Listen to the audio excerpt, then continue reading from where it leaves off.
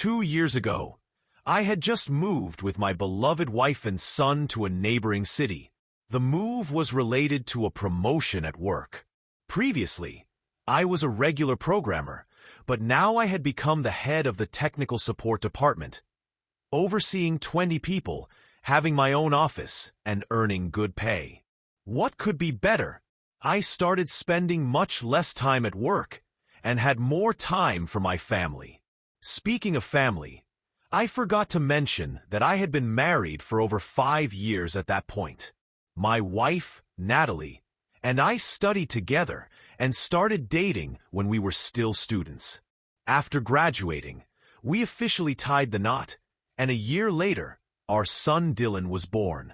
Our family relationship could be called ideal.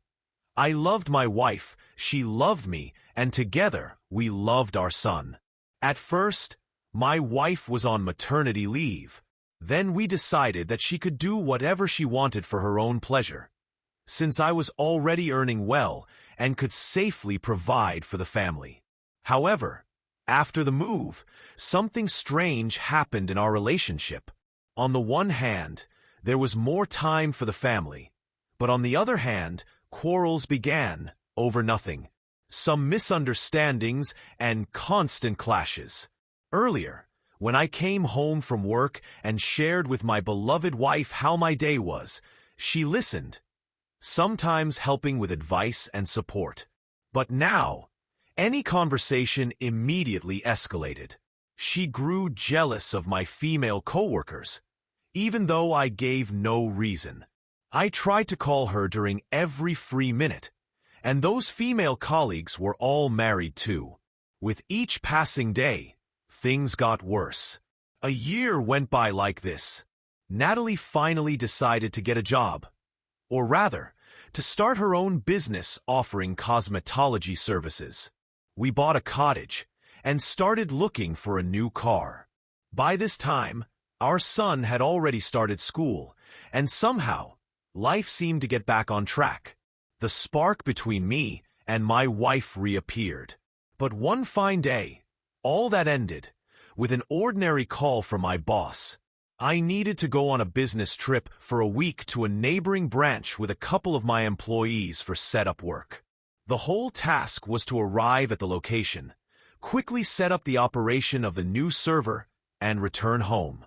We were greeted warmly, invited to celebrate our arrival, and relax after the journey. Politely declining, we immediately got down to work. The guys with me were smart, and they quickly and efficiently solved all the technical issues without unnecessary words. While my subordinates were engaged in their tasks, I had time to chat with the local management. We got to talking, found common interests, and at one point, the topic of our conversation turned to country houses. Well, I couldn't resist boasting about my recent purchase. Good location, new cottage community, and overall great living. To top it all off, my house could even be viewed online. The entrance to the community is guarded by a camera, and my modest house falls right into the camera's field of view. I quickly pulled out my laptop, and within a few minutes, the image from the camera was loading. The picture processed, and I just froze. In my yard was my car.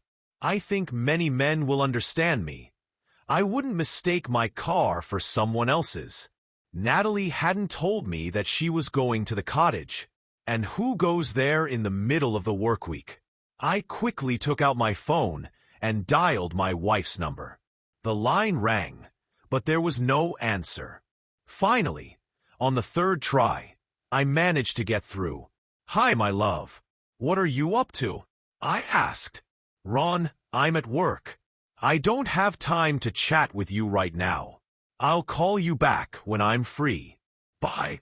At this point, more questions began swirling in my head. What should I do? My wife says she's at work, but I can see, with my own eyes, that her car is at our cottage. Maybe she started seeing clients there? Well, yes, in principle there's space, and we wouldn't have to pay for rent. Only, it's 30 miles from the city.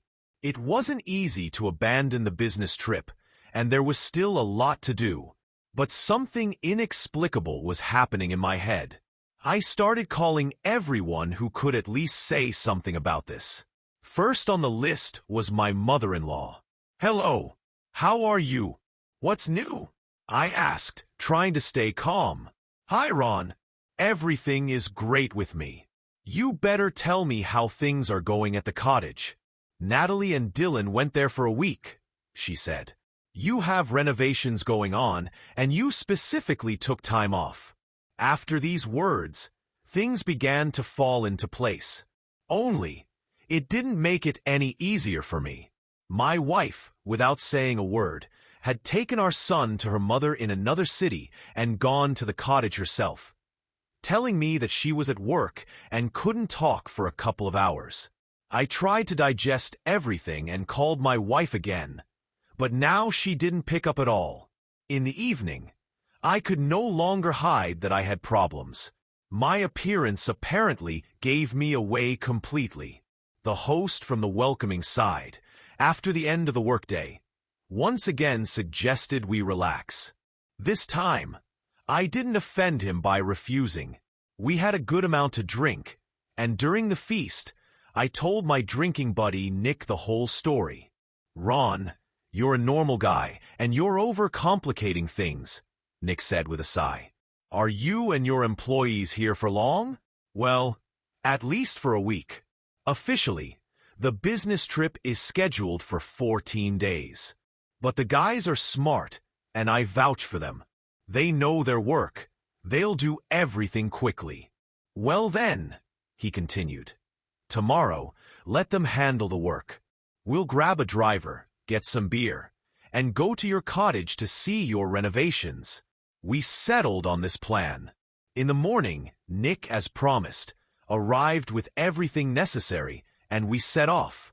Just to be sure, every half hour, images came through my laptop confirming that my wife's car was still there. The road took almost 6 hours, but eventually we arrived, and indeed, my car was there. Once again, I dialed my wife's number. "Natalie, hi, how are you? You didn't call back yesterday," I asked, trying to stay calm. "Ron, you're funny. You went off on your business trip, and I'm either at work, picking up Dylan, or busy with things at home. I'm terribly tired. I have a ton of work, and you're bothering me. We'll talk later." At this point, my patience snapped. I burst into the house. It turned out that Natalie was there, in a robe and with a glass of wine, in the arms of an unfamiliar man. 2 days of stress, plus alcohol, and I really lost it. Both my wife and her friend got what was coming to them. Good thing my new friend Nick was nearby. He cooled me down a bit by pouring water from a vase over me. The result of my unexpected appearance? A broken nose and a bunch of bruises. After that, I never spoke to my wife again. I filed for divorce immediately after returning and took my son with me. At the moment, I'm still in the process of divorcing. My new friend Nick keeps offering to introduce me to his sister. But it's too early to think about that. We'll live and see. If you liked the story, please subscribe. It means a lot to me.